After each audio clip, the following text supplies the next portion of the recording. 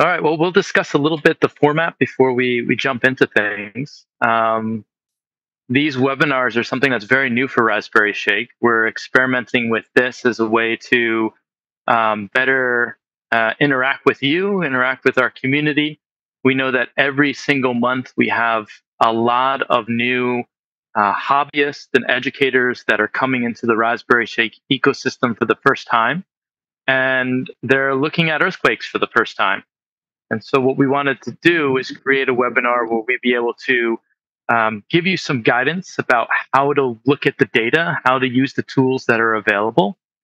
And over the next months, we're going to be experimenting with different formats to figure out how to best do this.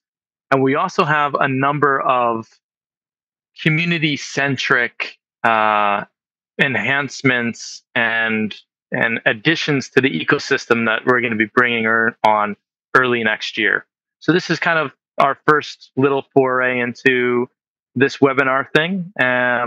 Last month we had Faustino come on, and he tried one format. This month I'm going to be trying a different format. And yeah, just kind of an experimentation. So we welcome you to the call. We feel very grateful for you participating in our community.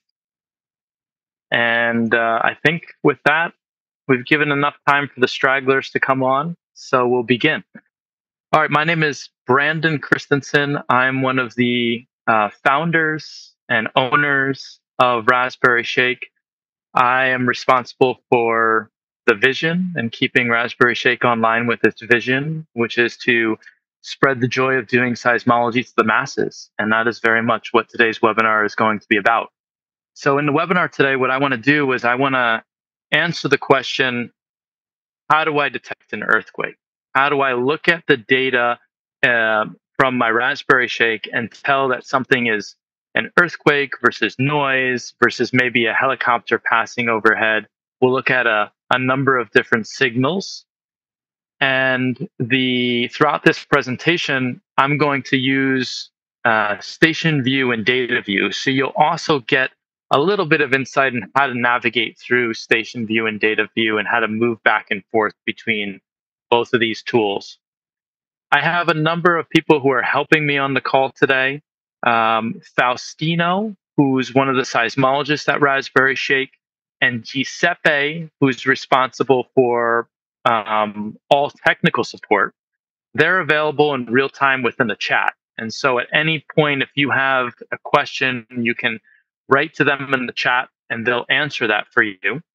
They're also going to be taking some questions and saving them to the end. And so I plan to speak for somewhere between 20 and 30 minutes today, and then we'll have 10 to 20 minutes for questions. And so with that, I think we'll begin. I'm going to change the screen here. We're looking at station view.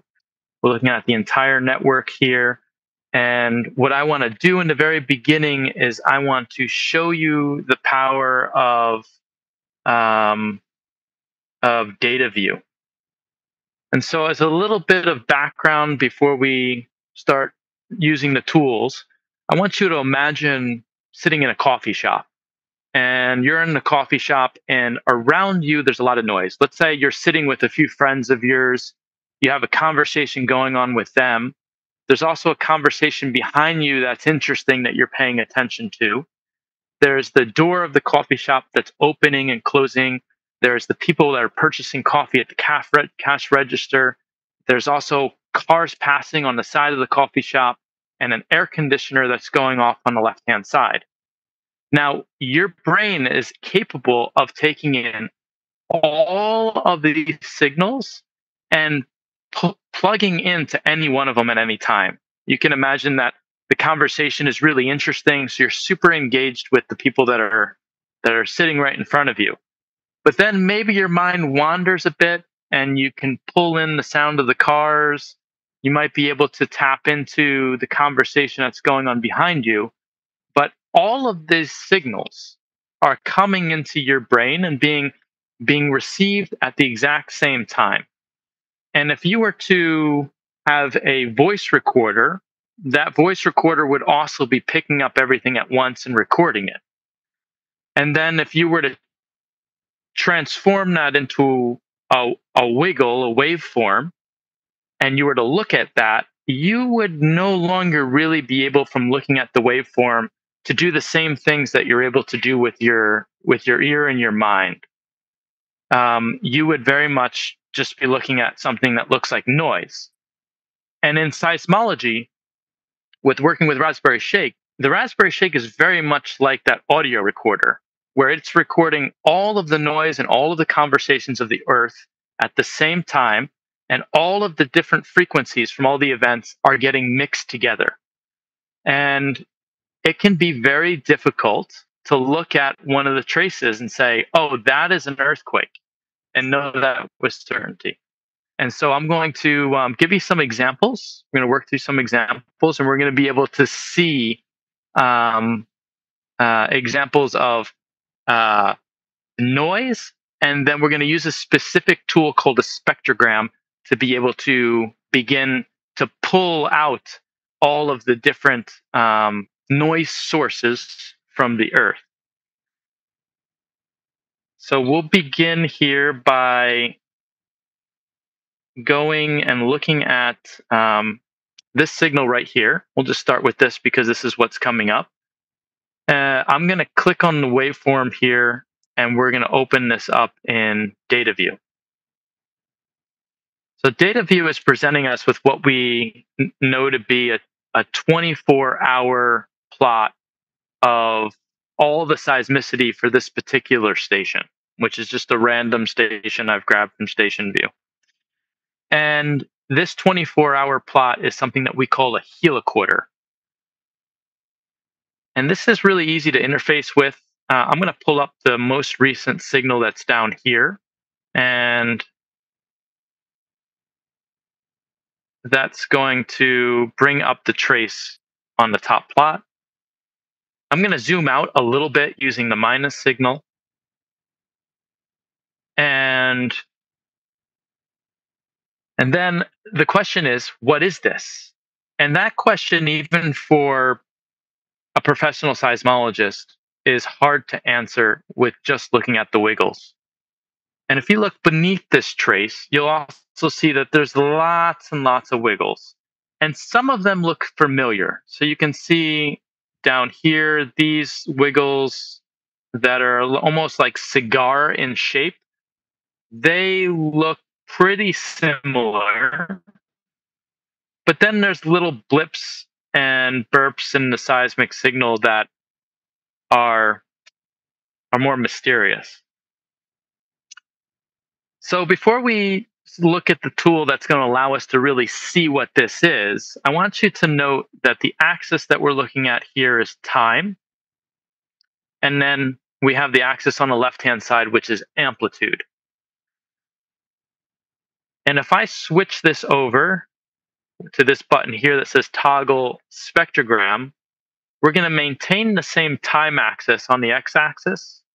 Amplitude is no longer on the y-axis, it's now frequency, but amplitude is still represented, and it's represented inside of the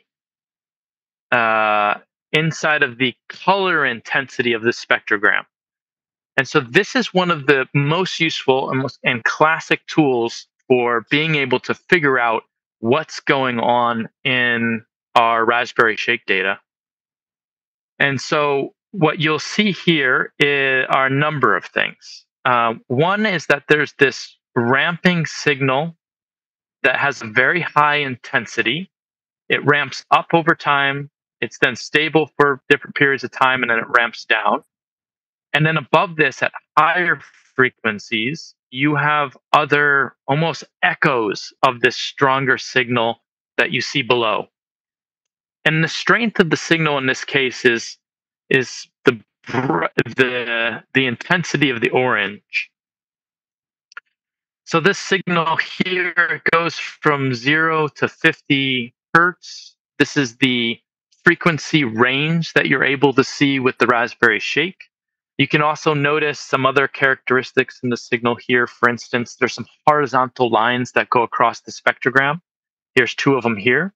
And then there's some some other signatures that are discrete in other parts of the spectrogram. Now, the first thing I want you to appreciate is that as I switch back to the waveform, notice that there's certain things in the waveform that you can see. You can see maybe the beginning and the end of that cigar-shaped signal that has the step functions like a pyramid in the spectrogram. And you can also see this little blurb over here. So now when we switch back,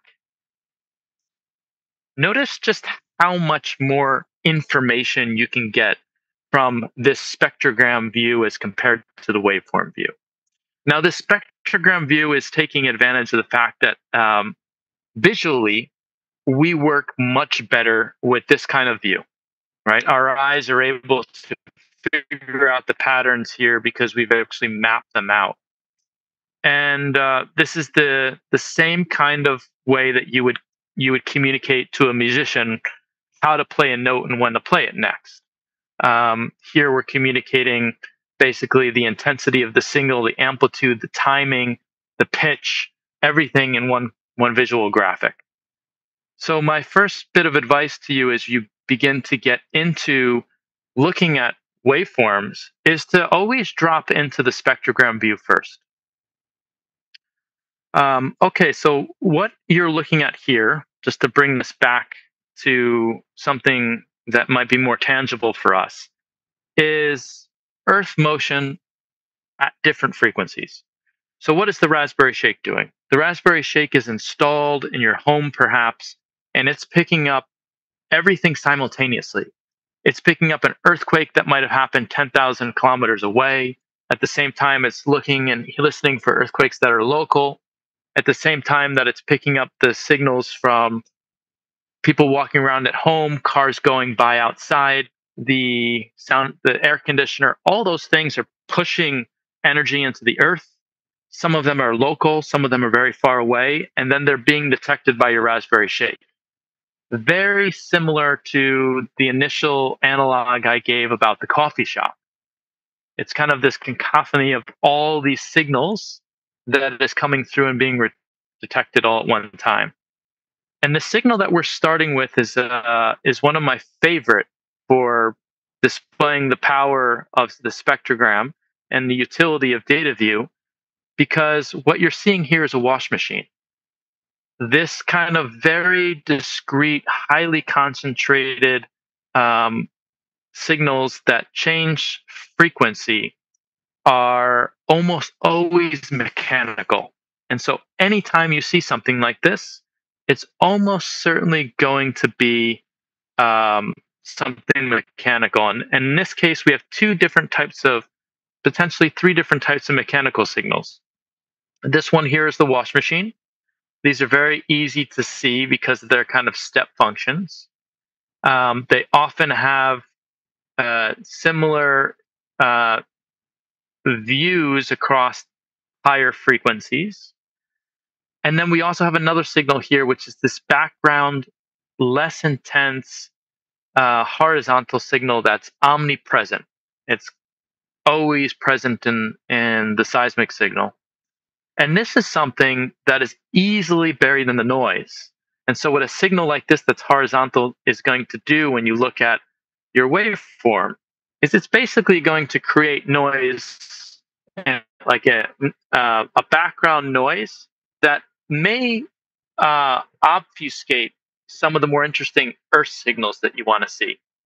But as soon as you switch over to spectrogram, that obfuscation disappears, and you can easily see the different signals.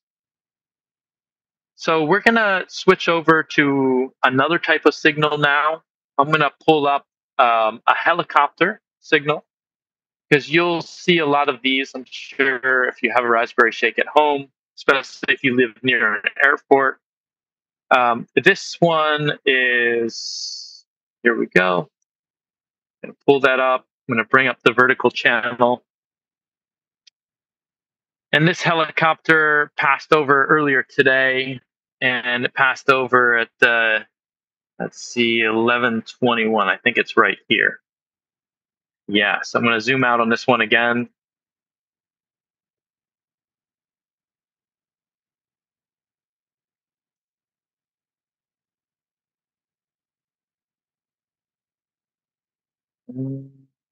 Okay, so here's the waveform.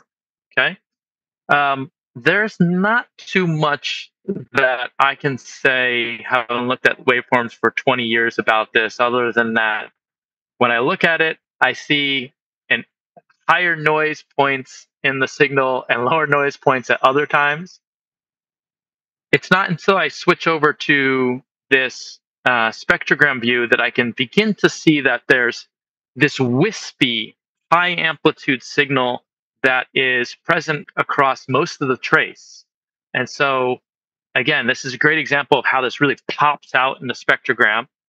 And when you see this, this is this wispiness where it's decreasing in frequency and increasing in frequency. This is very characteristic of a helicopter passing overhead. And what you're actually seeing here is the effect of the Doppler effect. Um, and so, okay, so those are two examples of when this is really nice to see. If you look down into the last 24 hours of data, you can see this cigar shaped signal. I bet if I click on that, that's going to be a wash machine. Yes, it is. Okay. So again, very characteristic of a wash machine where over 50 hertz, you have three different levels. The lowest one is the highest intensity.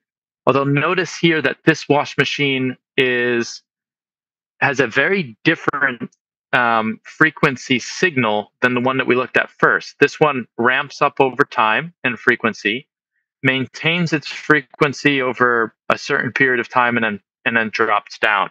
And so what you can see here really nicely is the spin up and spin down cycle of your wash machine.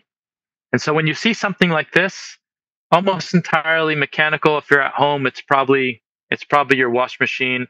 And for those of you who live in uh, the United States, it's also really common to have a dishwasher right at home, and so you might be seeing a dishwashing signal there as well. All right, so let's shift gears and let's actually go on and look at an earthquake. I have some examples of earthquakes here. Um, I'm going to pull up a different station a different way. I'm going to come into the station view, and I'm going to type in the name of the station in Iceland that I want to see. And so that's R1B4E. And it looks like this one is actually offline. So I'm going to come back over to data view, and I'm going to just type in that station here and pull up its heliquarter plot. And for this one, I want to look at an earthquake swarm that happened back in 2023. So I'm going to click on the year. I'm going to switch the year. And this one is sometime in October. It's October 27th. Okay. So actually, what you're looking at here is a Raspberry Shake where it is super easy to see in the waveform um, where the earthquakes are. Almost every one of the spikes and blips on this heliquarter plot is an earthquake. I'm going to pull up one of the higher amplitude ones first. I'm going to look at that in the waveform view. And if you've looked at any earthquakes, this one here is very typical, where you have a very abrupt onset of the initial arrival of an earthquake wave, followed by a decrease in the signal and then a slow ramping up again. And what you're seeing here is actually the arrival of the primary and then the secondary wave of the earthquake.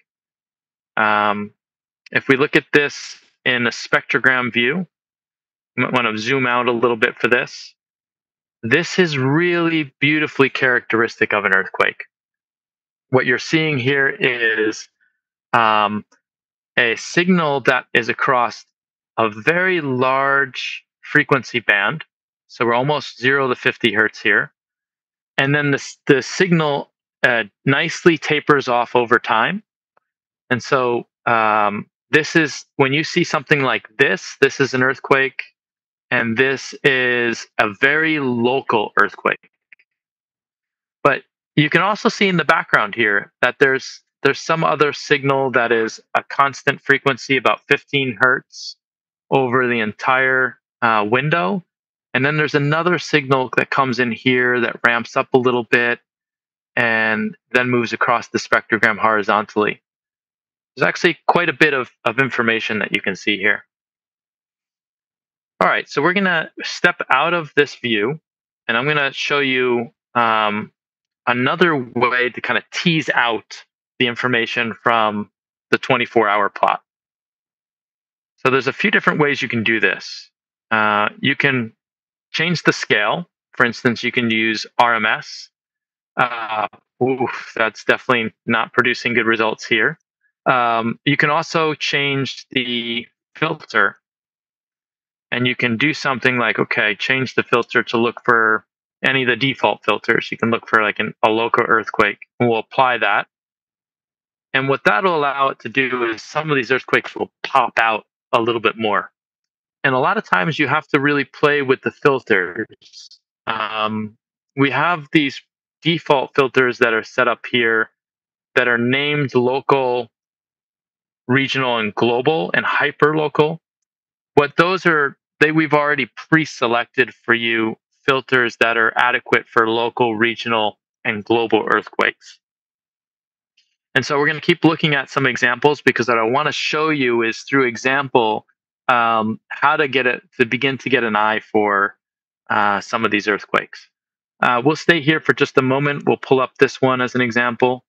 We'll zoom out a little bit. Here you have a very high amplitude earthquake, which comes up as a really strong signal inside of the spectrogram. And so that one, it pops out really well. And then notice that there's, in the shadow of this earthquake, there's two other earthquakes. And as you look here, they are significantly lower amplitude in your waveform data. And that's why they appear in the spectrogram plot as being of less intense color. If you zoom out even more for this station in Iceland, you begin to, and maybe I'll change location here. I'll pull it up here. I want to get an example where there's way more earthquakes. Maybe I'll come back here. Yeah, here we go. So you can see there's quite a few earthquakes that are happening that are local to this station. And you should be able to see they're now quite easy to pull out. Now, a lot of times I get the question for people who are looking at earthquake data for the first time of they have a very similar, they're maybe at home and they have a very similar looking plot. We'll see that in the next example. And they actually have not all earthquakes. What they have is a lot of bumps of noise. So it might be doors slamming in the side of the house, might be cars driving by on the street. And so we're going to look at an example that is more ambiguous. So let's pull up one from my home in Costa Rica.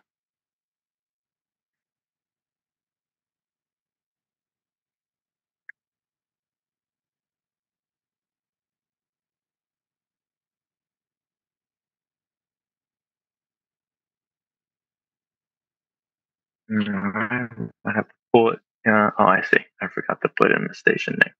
We'll use the search. RBFB7. Okay, so I know that this Raspberry Shake is located in my home. Sometimes on data view, we'll actually label the earthquake for you. So we'll start there. So here's a really nice earthquake. Okay, and we know it's an earthquake, not necessarily so much by looking at the waveform, but when we pop into the spectrogram view here.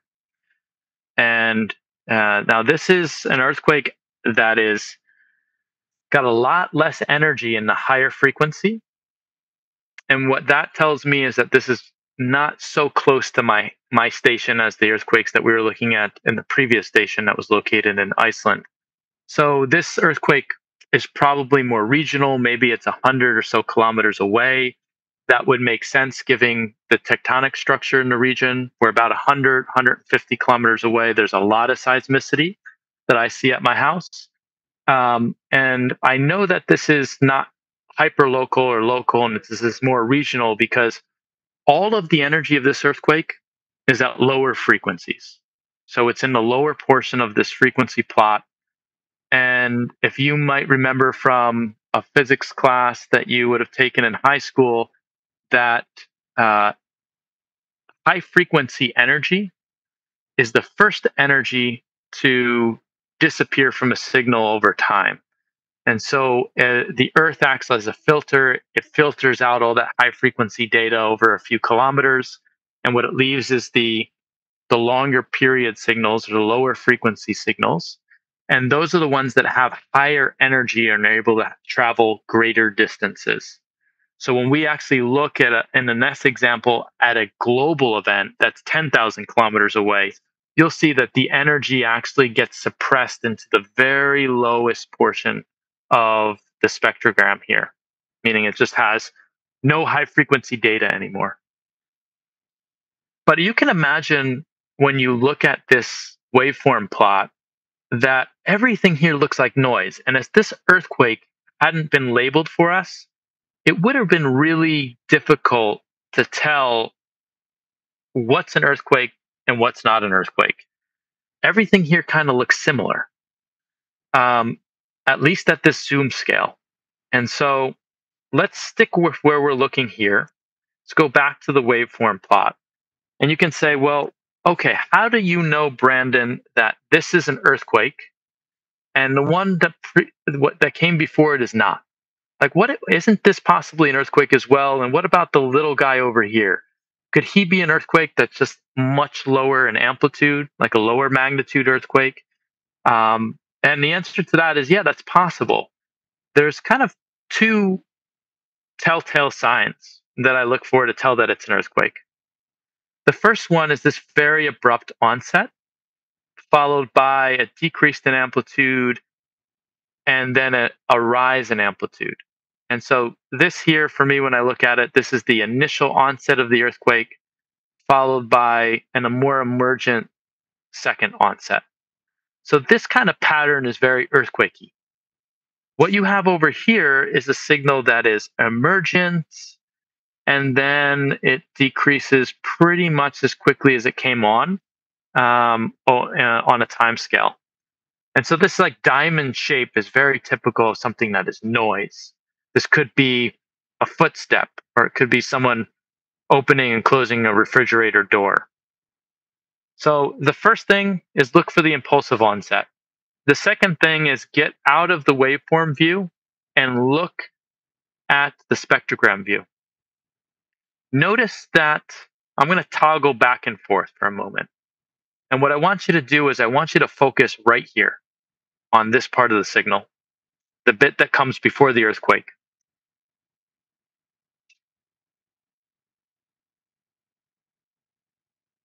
Notice the difference between this signal and the one to its right. The one to its right we know is an earthquake. Okay. This one here is noise. And the reason I can say this is noise with such certainty is that notice where the highest amplitudes are. The highest amplitude in this signal, the most intense colors, is happening right in this area right here. And this earthquake, the most intense signals are focused all the way down to almost 0 hertz, all the way down to the bottom of the frequency scale. And so earthquakes are always anchored in having a very, very intense energy content from low to high frequencies. And cultural noise, or noise that you might generate at home by walking around, or running something that is mechanical, or opening and closing the fridge door, for example, is always displaced into higher frequencies. And so here you have very little frequency. There's very little frequency at lower frequencies, very little amplitude. And it's kind of like it's almost orphaned, or floating, maybe is a better word, up here in the spectrogram. So let's pull up another example and look at this. We'll stay in the spectrogram view. I'm going to look at this one. Maybe this is an earthquake here.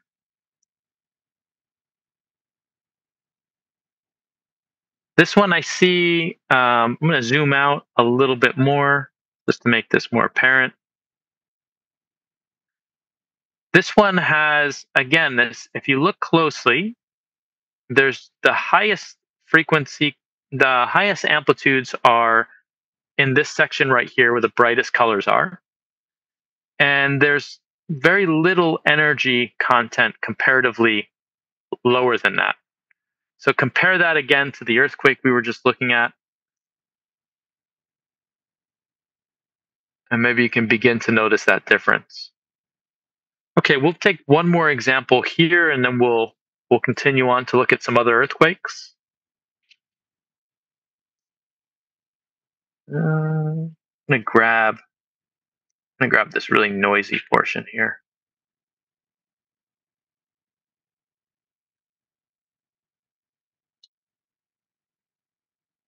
Okay. So all of this is very characteristic of noise. And here's a great example over here of what I was saying about the noise being, it's very discrete in time. It has almost no low frequency content. And it's kind of suspended up there, floating in frequency space. The other examples of noise along the plot here, as we go back in time, are less um, easily distinguishable from earthquakes, but still don't have a classic earthquake pattern to them. So let's look at another example here. We'll do this one from station view this time.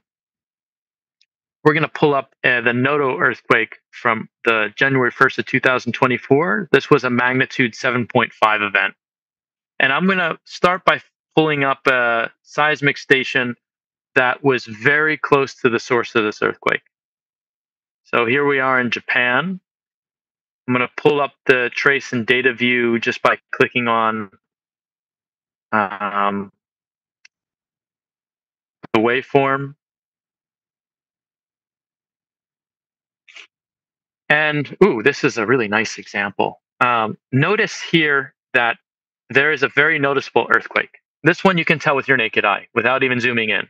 This has a very abrupt onset for the initial wave, the P wave. And then this has a secondary wave that comes in here.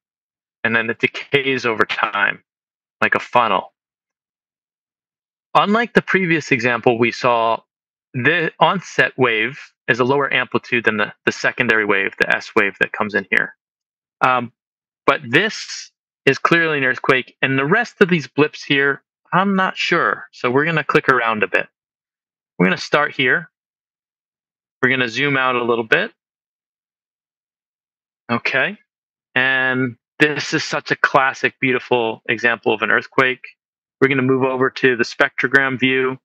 You'll notice that here you can see that really abrupt onset very well. The only thing we're looking at here is the earthquake. It completely dominates the entire spectrogram.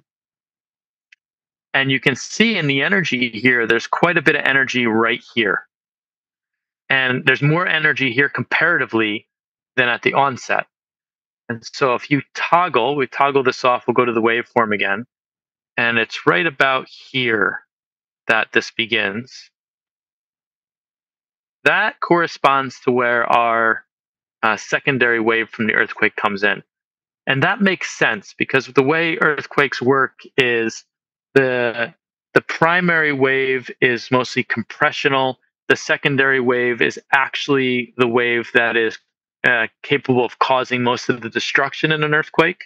and it's usually carries a lot of the high intensity, especially when you're not immediately on top of the earthquake. Now, this earthquake, if you compare it again to what we were looking at in Iceland, where we had those the saturated signal that went up across the entire frequency in this area, that's absent here. This earthquake really only has energy in kind of this envelope that I'm tracing out right here.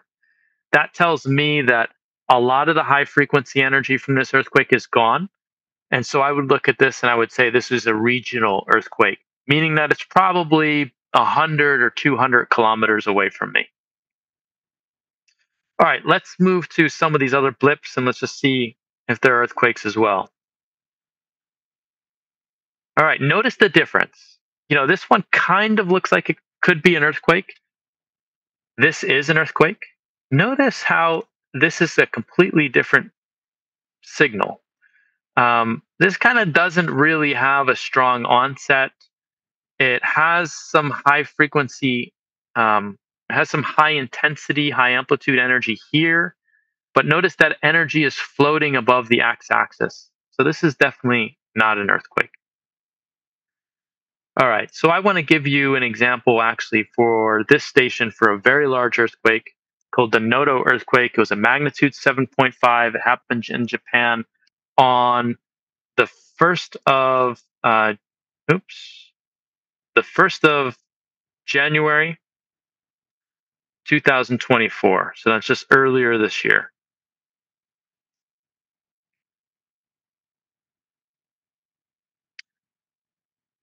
So this will be the second to last example before I open up for um, questions.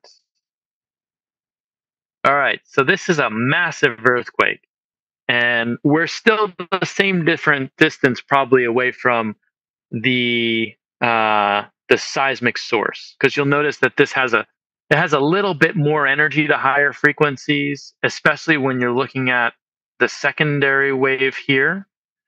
Um, Much larger earthquake, much larger signal, much more energy. This was likely felt across all of Japan. And so I'm going to leave that tab open because now what we're going to do as the last example is I'm actually going to pull this earthquake up as it was detected in um, another station that was really far away. So I think this is better viewed in station view for pulling up the trace. 98 E6. I don't remember where this one is. Okay, this one is over here in the United Kingdom. And we're going to pull this station up and we're going to look at that same earthquake. So we're going to navigate again to January 1st.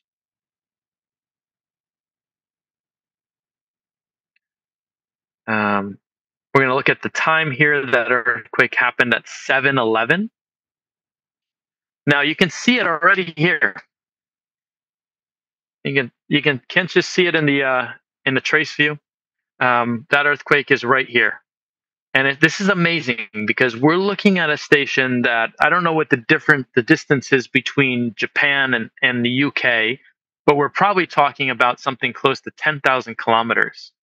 And your Raspberry Shake is still picking up this earthquake. Now, notice if we were looking at 7:11, we wouldn't see that earthquake. It's been displaced in time by about 10 minutes because it took about 10 minutes for that energy to travel through the earth and to get all the way over to the United Kingdom. And so here, notice too that for this trace time window, we're looking at most of the earthquake energy here in Japan over a window that is quite limited. If I use that same window here, I'm only seeing a portion of this earthquake.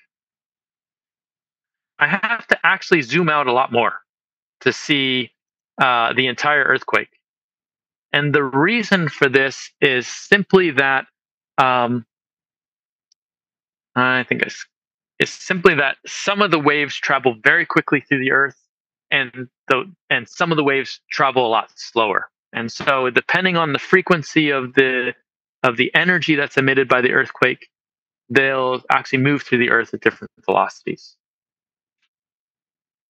So we're gonna look here, and the energy of this earthquake is actually really hard to see. It's actually easier to see this earthquake in um, in the wiggles themselves than it is with the spectrogram. And in the spectrogram, what you see is that the only energy that made it all the way across the Earth to this seismic station is at a very, very low frequency. So it's all focused down here um, in frequency, and the reason for that is that uh, a lot of the data here is of lower frequency. And so, just to play with this, we're going to apply a filter that is for global earthquakes, just to see if that earthquake stands out a little better.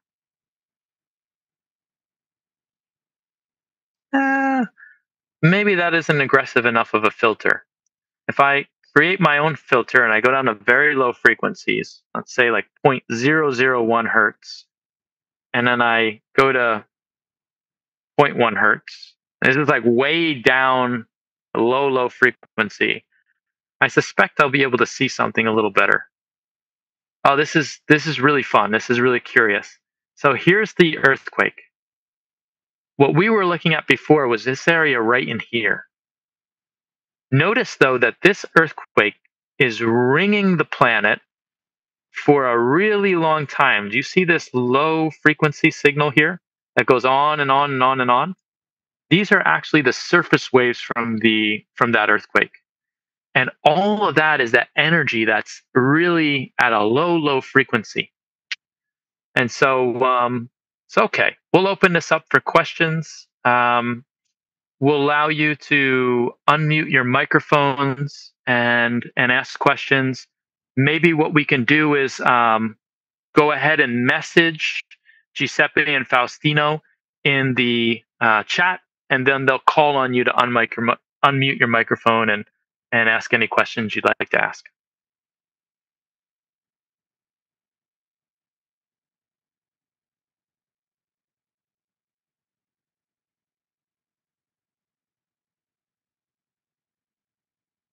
Giuseppe, do you have a question that you want me to start with? There is Gary Poker that just raised his hand, so feel free to unmute yourself and ask your question. Hello, can you hear me? Yeah, I can hear you loud and clear, Gary. Good. I think about halfway back through your presentation, which is excellent, by the way, you showed an earthquake, and you mentioned that there was a through-going blue line that had constant frequency, but you didn't mention what that could be, and I was wondering. Yeah, so this is almost certainly mechanical, and the reason I know that is that it's very discrete. You know, it's a very high amplitude signal that's very tightly moving across the entire spectrogram at a specific frequency. So this could be, for example, some machine that has a rotation at that specific frequency, and that's what you're picking up. The fact that it's happening for such a long, extended period of time means that it could be anything from an air conditioner to a pump, but it's certainly something that's cultural in origin. Does that help answer your question?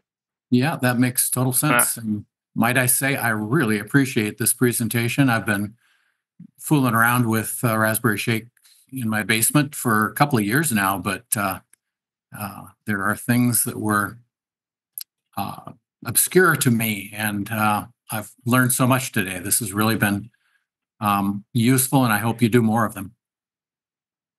Yeah, we will.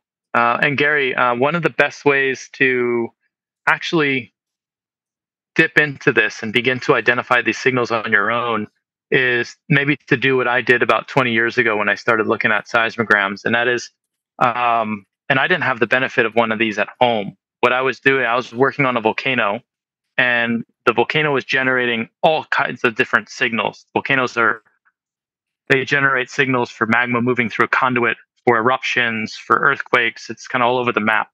And then there's signals for when you go to do maintenance at the station. I would basically look at the volcano or know the times that people are going to the stations. And then I would look at the spectrograms and I would begin to tune my eye into what's going on.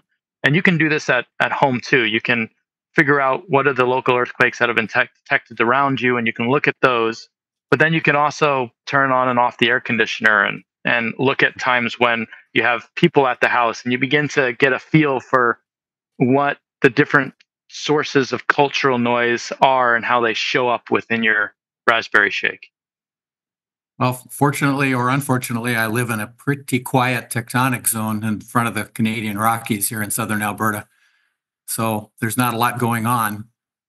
The nearest would be some stuff down in western Montana and Idaho, and then of course over in the subduction zone on the Washington coast. But doesn't mean I can't look for machines and traffic nearby. All right. Thank you very much, Gary. Do we have another question, Giuseppe? Yes, there is Gustav Lundberg asking if, as we are today, can someone use AI to identify earthquakes or events? You know, I doubt we're very far away from the place where we can just upload our data into Chat GPT and get it completely annotated.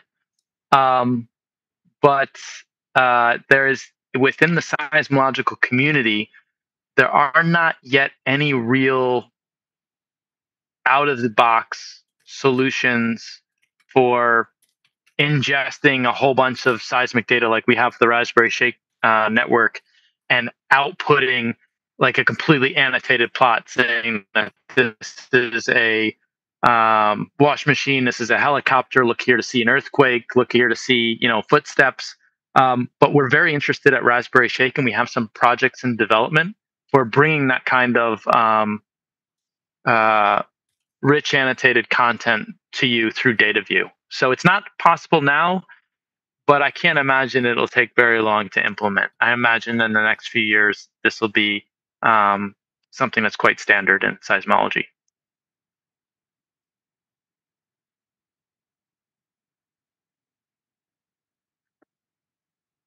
Giuseppe, I'm willing to take questions for another 10 minutes or so. All right. So if anyone else has questions, curiosities, some signal that you have seen on your Raspberry Shake that you don't know what it is, feel free to ask. John Wilson. Go ahead and unmute yourself, John. Good morning. Thank you so much for your presentation. One of the stations you showed had visible gaps in the record where no waveform was recorded. I've seen similar gaps on my stations. I was curious what caused it and if there was a solution to prevent it from happening. Yeah, so that's gaps could be caused by anything from a power cycling of your Raspberry Shake to a problem in data transmission. Or a server side issue that we've had. And so we've worked a lot over this year to reduce gaps that come from our servers, like our need to do maintenance on the servers or problems that we're having server side. But there's still some issues, perhaps like if your home network was to go down. We don't have right now implemented a really robust backfilling solution to re-request the data that we're missing server side from your Raspberry Shake. So anytime there's problems with data transmission, you're still going to see gaps in the data. Moving forward, we do have plans to issue an update to the Raspberry Shake operating system that will permit us to do backfilling over time, meaning we'll always be transmitting in real time as that priority. But if the server notices there was a gap for, say, 5 minutes, it'll issue a request back to the Raspberry Shake to get that data into the server to have the heliquarter plot that you see be complete. I hope that answers your question, John. It did. I appreciate the information. I look forward to seeing the update and changes that might make that happen. Thank you. You're welcome. Okay, just raise your hand if you have another question. Or Giuseppe, you want to step in with one? I was just adding that if you notice gaps, anything with your Raspberry Shake, technical support is always available. So feel free to send us an email, write us on the forum. We will take a look at it and see what may be causing it, and so that you'll know if the issue, for example, was a server-side one, or if there are connection problems or other kinds of problems that may be causing it. So just plugging this in, Branden, no more. Beautiful. And thank you, Giuseppe, and thank you for all the work that you do in technical support over at community.raspberryshake.org. And we have a question now from David Drake, which I'm seeing he also raised his hand, so feel free to ask it yourself. Thank you, Bud. It's a terrific program, and I have to agree with Gary Pockert. It's really been necessary. There are a lot of things I've learned that just did not see before.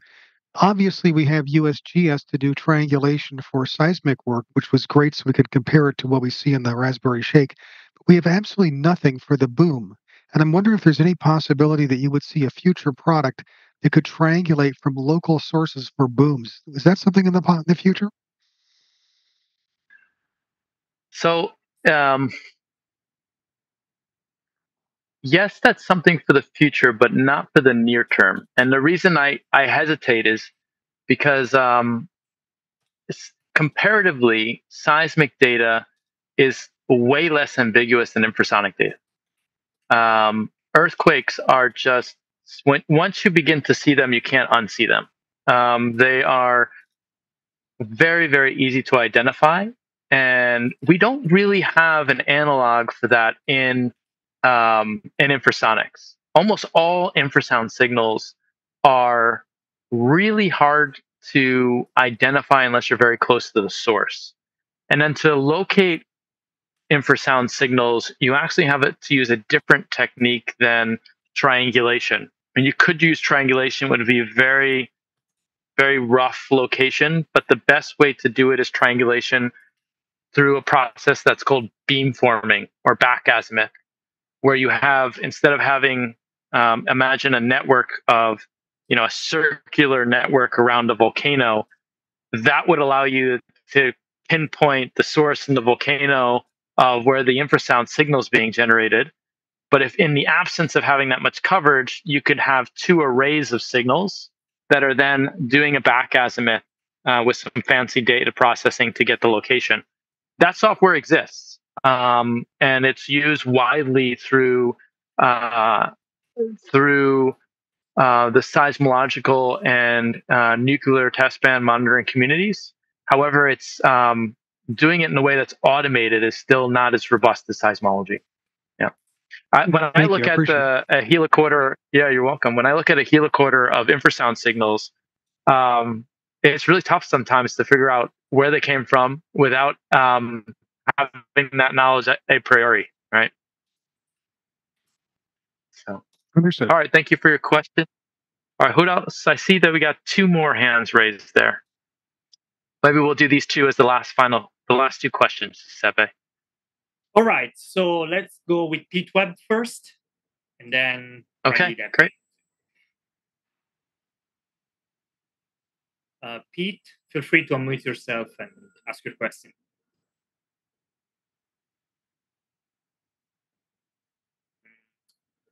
Maybe Pete is having technical issues. Randy, let's go with you first, and then. Hi.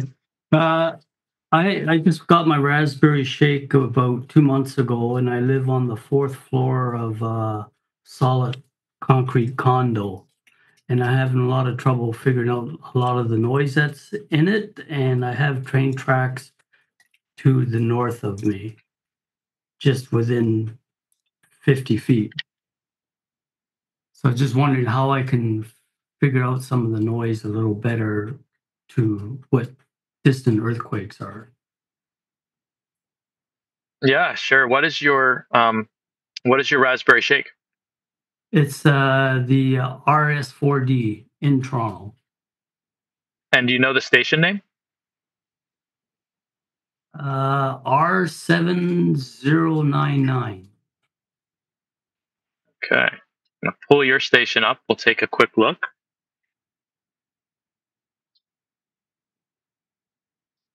You have to remove the filter, Branden. Oh, thank you, Giuseppe. Good eye. And node filter. Let's see. I don't see any wave. Oh, no data. Oh, I'm still okay. Let's go to today. Oh yes. Yeah, so I know Yeah, what the big I know the big ones are the trains, and some of the smaller Perfect. ones are smaller trains. Yep. So you have so much noise in your heliquarter plot. Yeah, that's a train Mhm. signal right there. That's what you're looking Right, yeah. at. That, and where are you located? What part of the world? Toronto, Toronto. Ontario. Okay, so a lot of your earthquakes are going to be those big global earthquakes. So Right. what I would recommend you do is that you bring up data in the time, let's say, for earthquakes that are published by us to the USGS that are above magnitude 6.5 anywhere in the world. And keep in mind that you're going to want to be looking for that earthquake about anywhere from 10 minutes to 20 minutes after it occurs, depending on where it's happening. Pat, now that Good. if the earthquake happened in Mexico, it takes about 6 or 7 minutes to get to me. Mm-hmm. And some the of other them thing that I would Yep. the other thing that I would do is I would do what I'm doing now, which is you bring up and you zoom out, you bring up a big spectrogram like this. Oh, okay. And you can simply then, with the cursor, step through the data, right, looking for interesting signals, but looking for them in the spectrogram view. So before I just do little small spectrums, but a bigger spectrum might be better. Definitely. When I was working in a volcano observatory, this is actually we'd have to look at all the data for every single station in the network, looking for interesting signals. And this is how I would do it. I would just step through it, and when you have a local earthquake to you in Toronto, which is not going to be that common, but will happen, that will stand out. I do get some from Oklahoma, I think, and some a couple from southern Quebec. Okay, beautiful. Yeah, so anyways, it's been a lot of fun, and it's a great way to track earthquakes. Yeah. All right. Well, I think you're welcome. This is the second time we've done this. I can basically this was kind of like an experiment to see if there would be interest. We've had around 50 participants on each one of these calls, which is I consider that a success. I consider that like real interest in what's and how to use Raspberry Shake, how to identify what's going on in the wiggles. So we're going to keep doing these, and I'm likely to show up for the next one as well. And moving into the future, we'll talk to see if we're going to do them on a monthly or bi-monthly basis. But I imagine this would be really good for everyone. It's existing inside the network, but also the newcomers, so they can get an example of what kind of information is coming through. And I think what we'll probably do is we'll probably run a few more of these, and then we'll send out a survey, and we'll ask anyone that's been on a few calls just for some feedback and then we'll settle on a format that works, a time period, a time range that works, and then we'll get into the flow of doing these in a way that's what's more regular. So, very appreciative to everyone who came to the call today. Thank you for your time. Thank you for being a part of the network, and have fun shaking. Giuseppe, I've only just been able to unmute. I've had my hand up for minutes. There was a message I had to get rid of first. Yeah, I've thoroughly enjoyed it. I was only able to log in halfway through. Really, I'm looking forward to the recording. But if there is time, can you go back to that Japanese earthquake that you picked up in the UK with the very long train, please? Yeah, I'll do that for you here, and no problem. Let's see. This is Costa Rica. The Japanese earthquake. You changed it with the new station, Branden. You have to go back. Yeah. Yeah, I think it was 98 E6, and it was January. It was up in Scotland. I'm about 500 miles south of that. Okay, so that is this one. There it is. Right. Yeah. Okay. Now, I did notice when on a display you had that the long waveform at the low frequency itself had a certain waveform character to it. Would those be the successive arrivals of PP, PPP, SS, triple S, and so on? Yeah, that's actually all mixed in there. And what you were seeing in that filter primarily is the surface waves. Right. And the surface waves, you can think of that as basically is that's this earthquake sending the Earth into a wobble, a wiggle, and it's very long frequency, and it'll go around the Earth many, many times and likely be detected by your Raspberry Shake many times. So now, all of that information is in there. Would that actually happen if you're close to the epicenter? As far as I see it, if you're close to the epicenter, you're only going to get a very short wave train. Yeah, you would get depending on the magnitude of the earthquake, right? Because remember that one of the things that we often mistake is we talk about epicenter as a discrete point in space. And actually, for a large earthquake, one that's like a magnitude 8, it could be hundreds of kilometers of fault. And so part of the fault could be very local to you, and then part of the rest of the fault where it was unzipping as it was breaking is actually hundreds of kilometers or 1,000 kilometers away from you. And so at your station, you're going to get a mix of energy that comes from different parts of that fault. But the closer you are, you're right, the more compressed the signal will be. Right. Good. Thank you very much. I'm a geologist. I'm a geologist by profession, and 50 years in the oil and gas industry as well. So yes, I've got some appreciation of seismic waves. Yeah, but it's good to hear you confirm that. Thank you very much. I have really enjoyed this. You're very welcome, Pete. All right, everybody. Thank you very much for your time, and enjoy the rest of your day or your evening or your morning.